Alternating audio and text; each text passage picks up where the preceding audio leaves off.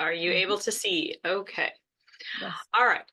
So get myself set. Um, okay. So hi, my name is Colleen Gill, and I am extremely grateful to be here today in order to present my research titled Stemming the Tide, Using Mentors to Build Teacher Efficacy for STEM Integration in Intermediate Grades. I'd like to take a minute to thank my committee members for being here today and for all their support in the past year. So Dr. Dupuy, Dr. Durham, and Dr. Beasley, thank you very much. A little bit of background. The study district had STEM pedagogical practices in place for the past 15 years that really were only regularly being shared with students in their STEM Academy. And the STEM Academy was an application-based magnet type program that only served 48 schools per year in grades 4 through 12. Being a magnet type program, it put heavy requirements on families, and that process created an opportunity gap. I'm a former reading teacher. I was familiar with the Matthew effect as it applied to elementary reading programs, and I was witnessing the same phenomenon in relation to the STEM Academy in the studied county. Those students with more opportunity and success at the elementary grades related to STEM pedagogical practices then experienced additional opportunities and success as they moved through middle school and high school. Unfortunately, students without access to the same opportunities in STEM pedagogy were mostly from underrepresented populations, and then they were left to their own devices to gain access to the same opportunities in terms of coursework and community experiences that then begat success for the other students. So in the fall of 2021, the observed districts made the decision to move away from the STEM Academy model for the fourth and fifth grade students and implemented instead a STEM for All model, where they brought in that year, it was only to fourth grade students and teachers, a full year of engineering challenges, one per marking period. Meeting with success with that, the program was expanded to include 2 marking periods in third grade and 2 marking periods in fifth grade during the 2022-2023 school year, and that is actually the studied school year. Why is this important? Well, data from the United States United States Bureau of Labor and Statistics states that the United States job market is going to increase by 6 million STEM jobs before 2030. So by the time these students get out of elementary, middle school, high school, out of college, there are going to be numerous STEM opportunities for them if they have again, the opportunity and the chance to learn. So the concerns that sort of prompted and contributed to this study happening directly relates to economy. The studied school district is in a STEM heavy community. There is a naval air station and lucrative STEM based jobs that surround both the naval air station, the contractors, and so forth. But all of the students needed to have opportunity to access them through a STEM pathway. As mentioned before, students in the traditionally underserved populations were not gaining access to the same STEM-based opportunities as those in the STEM Academy, so the STEM for All approach began. However, system leadership really needed data to continue the support for STEM for All, because as you can imagine, there was a little bit of backlash at the altering of the STEM Academy process in elementary school. And perhaps most importantly were the teachers. Teachers who had never had experience with STEM before, perhaps, were then being told, you are teaching STEM, specifically engineering and technology, in your classrooms. So the teachers needed some support to overcome their insecurities with relation to this. Okay, in my literature review, I really found 4 main themes that kept popping up. I was able to group literature by that. The first theme is educational efficacy. And studies found, multiple studies, in fact, one of the most impactful variables in school programming implementation is the teacher's efficacy. And teachers' levels of efficacy are correlated with their enthusiasm, commitment, and perseverance for teaching, which then relates to students' knowledge acquisition and achievement.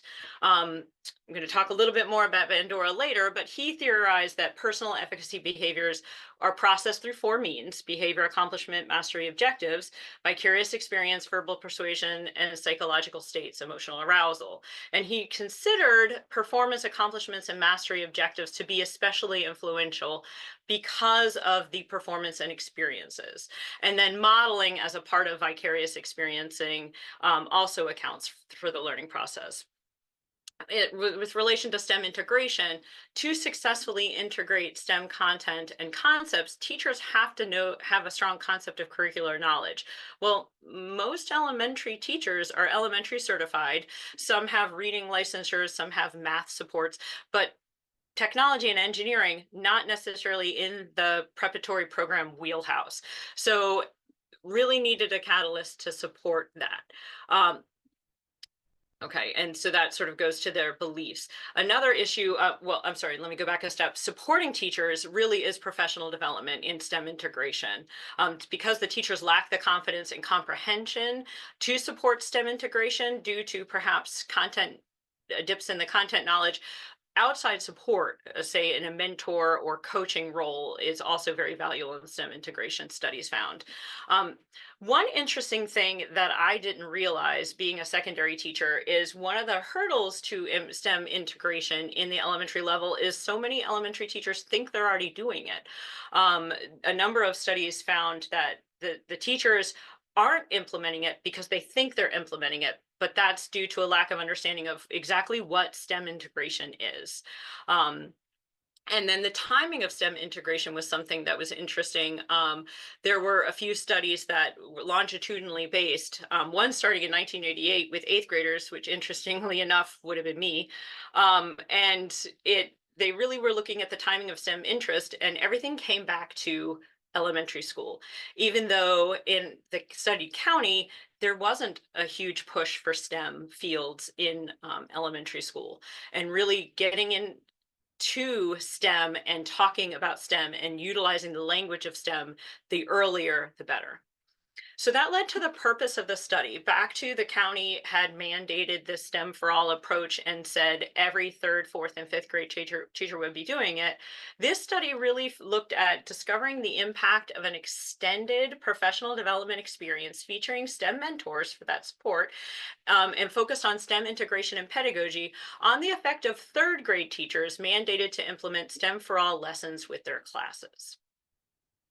So the theoretical framework that I worked through featured work from both Bandura and Vygotsky. Bandura's social learning theory, from which self-efficacy grew, and then the idea of personal efficacy with a specific focus on, as I said before, that performance, accomplishment, mastery experiences, because that really relates to STEM practices. And then Vygotsky, his social constructivism, which calls for a co-construction and sense making, which is the collaboration. It's exactly what we want students doing in a STEM classroom experience. My theoretical framework was designed in order to add to the conversations that were noted in the literature review. The STEM for All model here is driven at the bottom by the STEM mentors.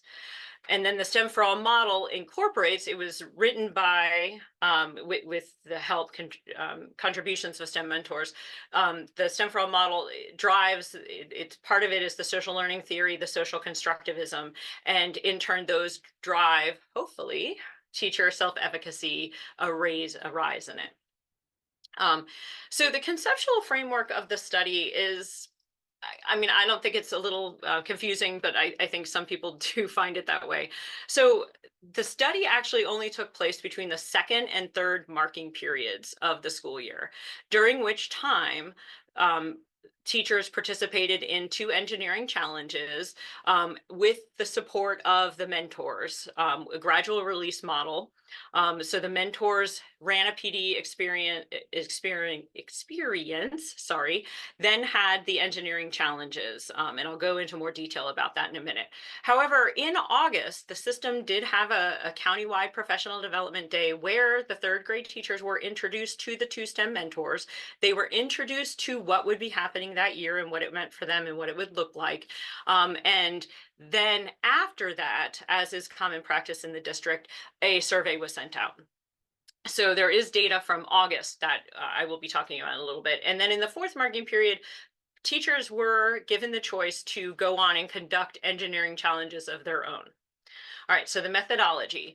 The study utilized a pre-test, post-test design, convergent parallel mixed methods. It was a heavy quantitative approach with qualitative mixed in just to add voice to the participants and permit them to clarify the numeric data, but specifically to comment on the STEM mentors. So you see the two research questions, one specifically quantitative and the other qualitative. Okay.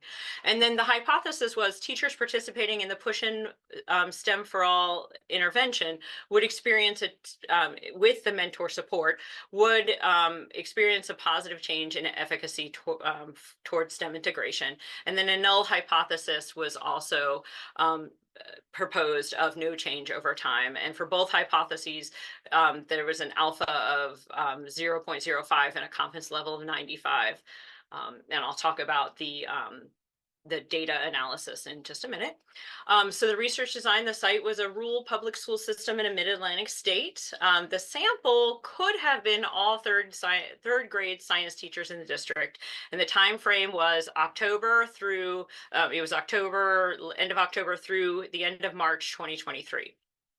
Okay, so the instrumentation for the quantitative was the Friday Institute for Educational Innovations Teacher Belief and Attitudes Towards STEM survey called the T-STEM. The T-STEM contains 5 subtests, which are constructs. Teacher efficacy and belief for science, teacher efficacy belief for math, teacher efficacy and beliefs for elementary STEM instruction, from this point on just called elementary STEM instruction, teaching outcome expectancy, and 21st century learning attitudes. Now, each of these constructs were presented to teachers in a Google form, and they were separated on the Google form by content, by the different constructs, so teachers realized when they were moving between the different constructs. In total, the T-STEM sent in the study contained 56 items, Likert scale, 1 being strongly disagree, 5 being strongly agree, and the closer to 5 teachers got, the higher their self-efficacy rating was. Qualitative qualitative data was collected through open-end questions that were added to 2 of the surveys. As I said before, the August survey was technically before the study, but data was given to the researcher, and it contained just 2 open-ended questions. Those 2 open-ended questions were again asked on the post-experience survey with the addition of 4 other questions, really designed to get to the learning of the experience. What did teachers learn from the experience, but then specifically targeting the role of the mentor teachers with the last 2 questions. Data collection process was as followed. In August, the August survey that was given out by the county, they decided to only use the elementary STEM instruction construct and then the 2 open-ended questions that I showed you just previously. The initial survey and the mid-study survey used all 5 constructs of the T-STEM, but no open-ended questions. And then the post-experience survey used all 5 constructs of the T-STEM and the 6 open-ended questions that I showed you. So what's the timeline?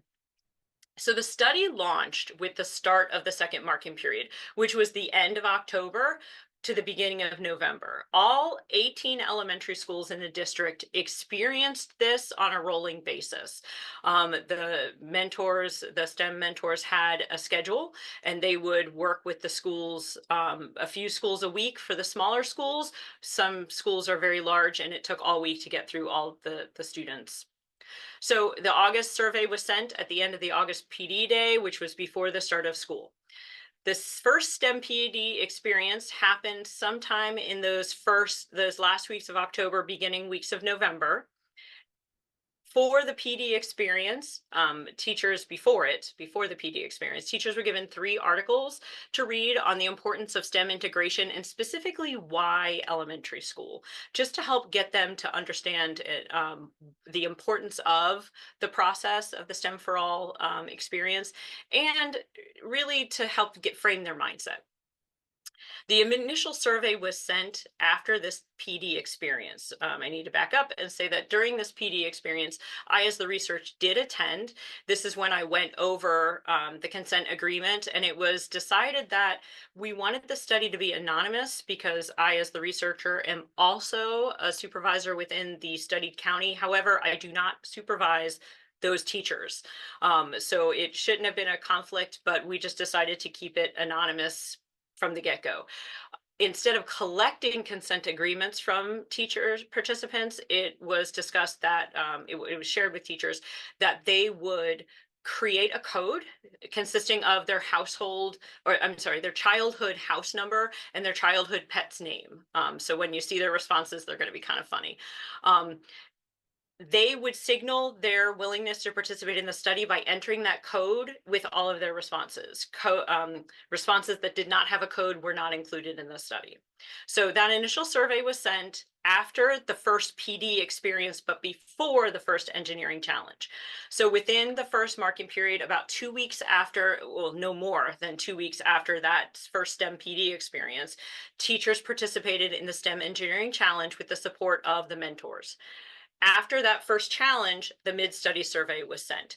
Now, I should mention the initial, the mid-study, and the post-experience surveys, they were all sent in groups. As I said, teachers, mentors were able to work with more than one school a week for the most part. So I waited and sent them out in bunches so that it would add to the anonymity, or be able to protect the anonymity. So the mid-study survey was sent after the first engineering challenge. Then, somewhere around the end of January 2023 and the beginning of February 2024, schools went through the process again. They had their second PD experience where the mentors came in and worked with them on STEM pedagogical practices and previewed what the engineering challenge would be and the important, tied it to the science learning. Then somewhere between February and March, again, 2 weeks later, the second engineering challenge and the post-experience survey was sent in the same manner as the other two. All right, so results. Study participants, I thought it was important to really highlight those. Of the total 54 third grade teachers who teach science across the district, 39 participated in the August survey, 44 participated in the initial survey, 33 mid-study, 17 post-experience, with 12 completing the 3 study surveys, initial, mid, and post. The Friday Institute recommends a comparison of results across a specific measure. So I selected teaching experience as a commonality and grouped the teachers by decades, early, mid, and late. I was really surprised that the mid decade was the group that returned the most surveys. I was surprised by it, but happily surprised, but just I found that interesting. And then for unduplicated and 3 survey participants, we had 54 total unduplicated responses that I was able to track based on the codes they entered, and then 12 total in the 3, and this is how they broke down by years of teaching. So looking at the comparison groups, I ran an ANOVA, an Allison's variance test, in order to see, and this was on the August elementary STEM instruction construct, in order to see if there was any significance with the 3 groups, just if somebody had more experience, higher efficacy already before we started. Here is the ANOVA data table, and you'll see there was no significance between the groups coming out before the study even began. So moving on to the actual study, the initial, the mid, and the post-experience surveys. For those, I utilized paired samples t-tests. There were 15 run, 3 each, 3 for each of the 5 constructs, a initial to mid, mid to post, initial to post. Of these, 6 were significant. So here are the significant tests. And you'll notice that 3 of the 5, so teacher efficacy and belief science, elementary STEM instruction, and 21st century learning attitudes, were significant from the initial survey to the post-experience survey. So with 3 out of 5, I cautiously accepted my hypothesis for question one, that this experience did aid in the rise of teacher efficacy. Now, what's of particular notice is that none of the tests for the survey responses for teacher efficacy and belief math came back as significance. Now, I feel this could be due to the district's recent adoption of a new mathematics curriculum in elementary school. Um, but also, it could be that math was built into the challenges more covertly through purchasing materials and measuring distance, and it wasn't actually part of the big shiny engineering challenge. So it's possible the teachers were more focused on the science, technology, and engineering aspects, and not so much on the mathematical aspects, but that was just an interesting thing to note. So the qualitative data was analyzed using a triangular coding method. There were three coders. Coder one and coder two worked independently to code all the raw data. Then they met together in order to look at teacher responses and create a code bank that the third coder then used. So looking at the two questions that were asked on both the August survey and the post-experience survey, responses in August were framed more on what teachers saw. These questions dealt with, what would people see when they walked into your classroom, and what does STEM in the classroom, look like? It was just more an observation of what they saw. Whereas the post-experience surveys, they really focused on more the STEM pedagogical practices and used more of the language that was taught through the PD in order to help teachers frame the experiences. Here are just some of the codes from the four questions not asked in August, so there's no comparison. Really, the highest used codes, again, worked more towards the STEM and showed evidence of the STEM pedagogical languages and the PD experiences.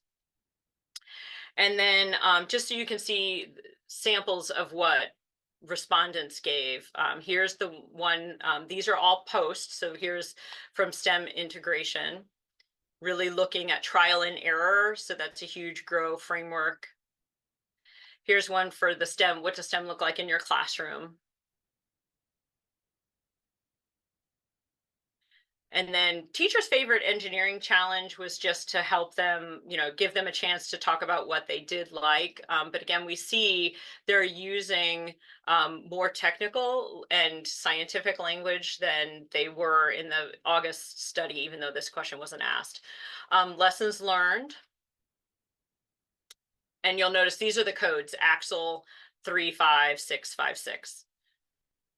So looking at the mentor support and the role of the mentor, which is the second research question, teachers really responded with the support, questioning, hearing how, one of my favorite comments was hearing the way they question students was a game changer, really giving students time to be thoughtful and have that productive struggle. That was one of the harder things for some of the teachers to do, instead of just coming in and giving them the answers. And then the role of the mentors, they facilitated the lessons and guided the teachers. So here's one about having students come to the front to watch each step and then go back to the table.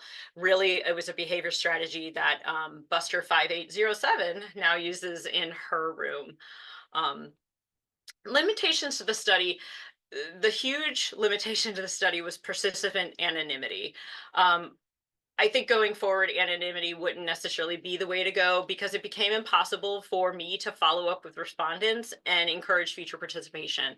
Teachers are really busy people, and they forget when they fill things out. They forgot what their codes were. They relied on each other to help remember. They would ask me what their code was. I'd say, I don't know. And several people responded more than once. So I would send reminders to fill out the survey, and they would just respond again. So connected to anonymity is the data collection methods. An interview would have been more beneficial than just the open-ended questions, because some of the responses were incomplete or they were a little confusing. So really interviewing these teachers would have been more productive. However, I felt strongly about not interrupting their classrooms, because COVID had interrupted so much that's why I shied away from interview, but that was a limitation. And support. Some sites had only one science teacher in third grade versus other sites had 4. So the sites that had 4 ended up having this PLC support that the singleton sites didn't. So that became a little bit of a limitation and a frustration for some of the mentors. So perhaps solving that in the future would be creating professional learning communities where those singleton teachers could group with other larger schools. And then the sample size, there were only 56 total participants possible. And then as you saw, the sample decreased as time went on, so that was a limitation.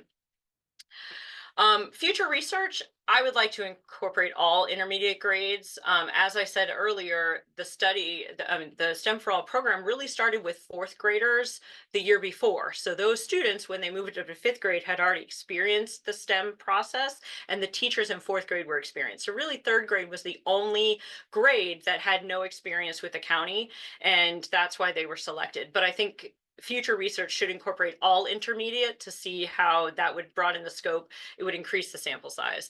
Student efficacy is another thing that should be looked at. And in the future, the Friday Institute has a student efficacy scale called the STEM. So it would be easily, the data collection would be easily enabled in the same method. And then the teacher lesson study could be something where the teachers would model inquiry support and continued PD through creating engineering challenges, observing each other teaching them, and then tweaking them as they went through the process. Finally, a summary of my findings. Efficacies, there were significant findings as teacher efficacy ratings increased in 3 areas related to science, elementary STEM instruction, and 21st century learning outcomes. The mentors, teachers reported positive impact of mentor teachers in the areas of STEM pedagogical practices. And in STEM pedagogical practices, mostly related to questioning, collaboration, and classroom management techniques. And then finally, the impact. This study's findings have already been used to, I'm not sure what that word is, to expand, the word should be, the STEM for All experience to 4 engineering challenges per year for 3rd and 5th grade starting next school year.